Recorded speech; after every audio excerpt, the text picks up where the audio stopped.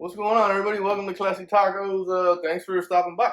So after the last video where we did the wheeling and camping trip to Destination Off-Road event, I got a bunch of questions as to what type of gear that I carry with me when I go do something like that. So I was like, hey, it might not be bad to do a video on like what I keep in the box. Man, I gotta tell you, cannot imagine how difficult it is to not want to say what's in the box every like other time that I'm talking here. So I'm doing my best to not scream that out. Anyways, I think I'm going to do two videos. I'm going to do the first one as like truck gear. So it's going to be kind of recovery and tools. And then I'll do another video for camping, like what I like to use camping in terms of like what I like to eat, how I get my coffee, my tent, and all that type of stuff. So I'll do that on the second video. Let me first start saying too, like I'm not an overlander. I'm definitely not an IG overlander. I like to go out and wheel and have a good time. But when I go out a couple days, I definitely like to have it set up a certain way so that I have what I need. So that's what this is going to show, those kind of couple days out, and I'll kind of go over it to you when we get inside of each one. Also wanted to say we're getting really close to 3,000 subscribers, so someone's about to get a brand new free Meso Hex Rack. So I can't wait. I'm excited about that too. I hope you guys enjoy the video. Let me get you up here and I'll get you in these cases. All right, so I'm thinking that we should start with this little one first. This is basically like my fire and kind of water kit. I always have this with me, whether I go one day or a week, it's always in the truck. Kind of fits perfect on the side of the A-pillar next to the driver's seat, so it kind of just stays there out of the way, it doesn't bother me. This is, I think, like a Condor or a Voodoo tactical bag. I don't know, I've had it for so long, I don't remember. Kind of middle of the line gear, which is fine for what this does. It just sits in the truck holding some stuff. If you want to get a little higher end, you could go mil-spec Monkey or Tactical Tailor, but that's pretty much what I have in here. Just easy ways to start the fire. My wife bought these for me. I love them. They work well. I normally have more in here, but we used them on the last trip, so that's why there's only two. I always have a torch. Nice one. I like the way that works. I like having it there. I have different ways to start fires, so this is just connected into a different fire starter if you need that. I also have in here water purification tablets, and then I have a much bigger kind of fire starter if you do need this one too. So just several different ways to start a fire if you need it, along with the water purification tablets. I carry a blade in here, and then up here on the outside, so let me get this closed up.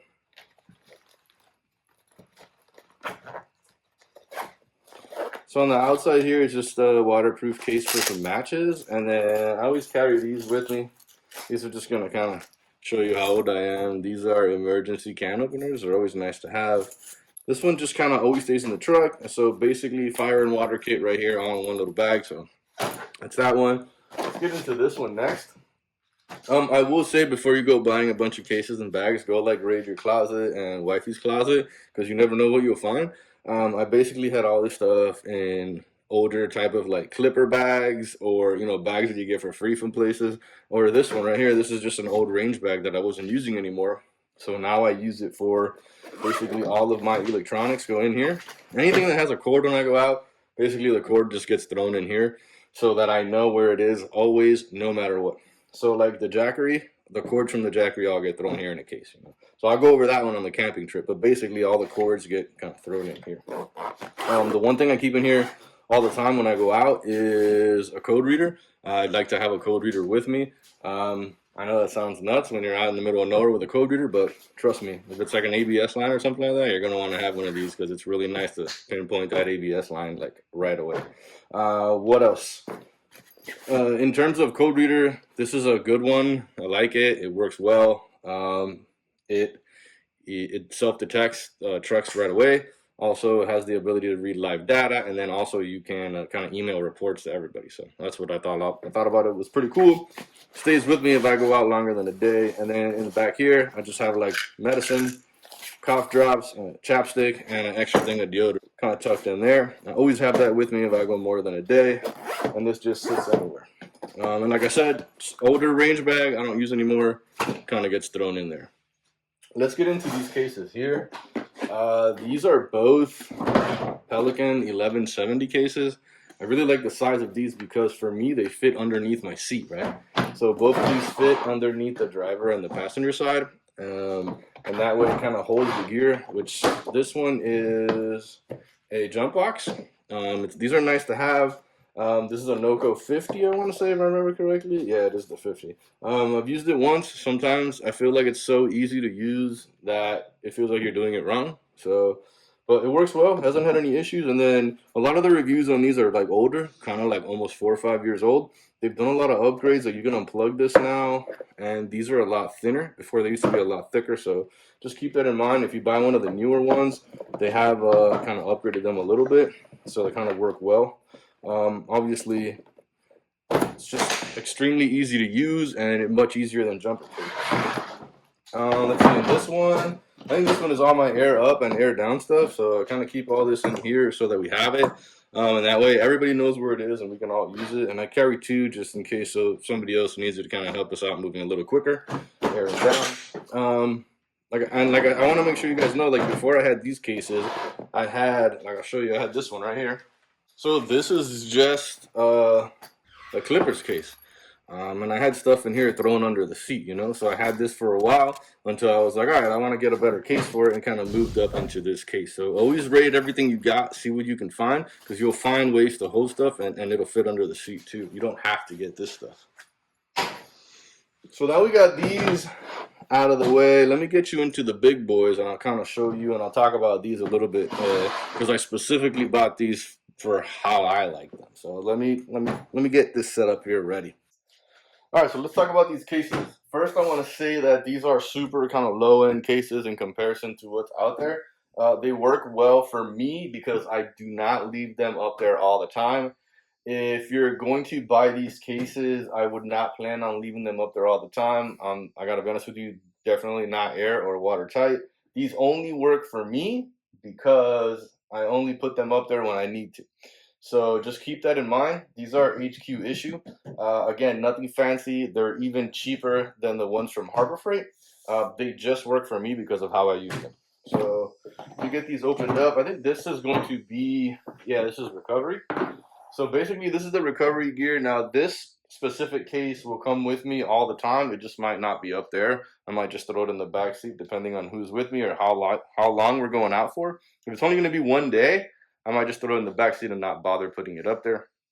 So let me just, what I have in here, this is a 20-foot kinetic bubble rope that I always have with me. I'm actually thinking about getting a 30-foot one up next because sometimes this one's a little short, but this is a 20-footer. I have two soft shackles. These are like no-name brand, kind of Amazon specials, but they've worked out fine anytime that I've used them. I always carry duct tape with me. I have two snap blocks that I carry with me too, so I always have that in there. This one's important. I like having this one in case you come across somebody who doesn't have a way to get moved. This is an axle strap, so let you put it around axles, and that way you can kind of pull them out with that. This is a tree saver from Gear America, and this is just another kind of snatch toe strap from Gear America. I think this one's 30 feet, and I think this is like an 8-foot or a 6-foot tree saver. So this came with the Max Track. I just have that in here. And then let me see, what do I have in here? Probably have like, so there's a set of gloves. Oh, so that's a hitch pin, in case anybody needs a hitch pin out there. Another D-ring, and then another D-ring. What else is in here? Screwdriver. It's always nice to have these because sometimes some people will put these on real tight to where you can't get it with your hand. So I always like to keep just an old screwdriver in there so that you can remove them if you need to. So that's pretty much, you know, what I carry with me, whether it's one day or like a week. That's going to be my recovery gear. If you guys feel like I need anything else or I should throw anything else in here, definitely let me know in the comments below because I'm always all about kind of incorporating new gear. Basically, everything that I've done or I've gone into, what you see in this box has been able to get us out of it. So obviously I haven't wheeled the whole world, so I'm sure there's more amazing gear I could have thrown in here, but for now, this kind of works for me. So let me get this put away, and then we'll go over the tool case. I definitely want a 30-footer though, because sometimes I feel like the 20-foot rope is just a little too short.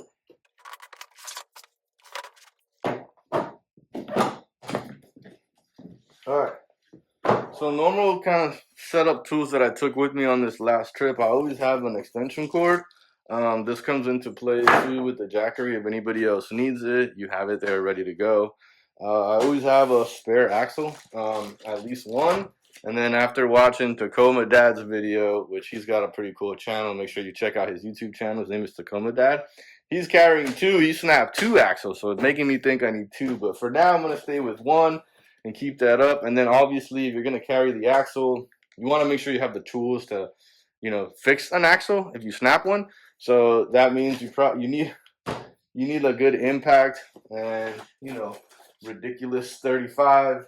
But you got to have this type of stuff if you're going to carry that, right? No point in carrying the axle and you can't even get it out. In terms of this is more small type of screwdriver stuff. Whatever comes up, I have it and I can use it. Right here, I always have a breaker bar in there. And then in here, like random BS, like you don't know when you're ever going to need a cotter pin. So I have cotter pins. I have snap ring pliers. I have a couple of different sizes of hose clamps. I don't know if you guys watched my CB boot video, but I have the CB boot kit in here in case I need to fix a CB. Carry like 2 extra spark plugs in case anybody needs one. Pack of zip ties. Like I said, the 35 millimeter for the axle.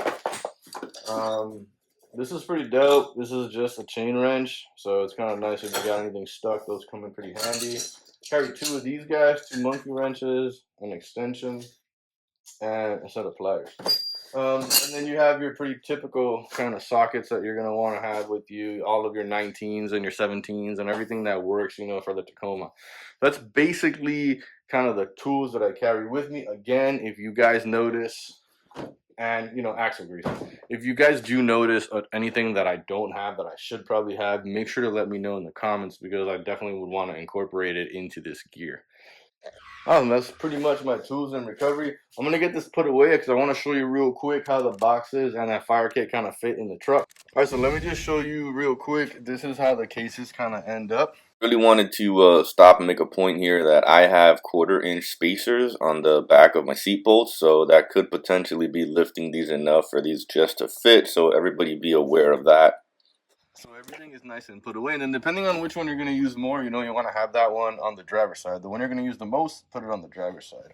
And then the fire kit just kind of sits right there for me. Now sometimes I also have, you see this Maxpedition mag carrier right here. Sometimes if I know that I'm using the torch a lot, for whatever that might be, the torch is going to go into that Maxpedition case, so I have it easy and I don't got to dig in to get it. So if you guys need anything, let me know. So this is part 1. Part 2 will be more kind of camping gear and why I use it. So you guys be good out there. Stay safe. If you need anything, let me know. Make sure to drop it down below. I have all the links to everything that I use kind of down in the description, all right? You guys be safe out there. Yeah, I just wanted to show you guys how I mount the cases on the Prinsu. I always like to mount them towards the back because I feel like it helps out with some of the wind noise while you're driving.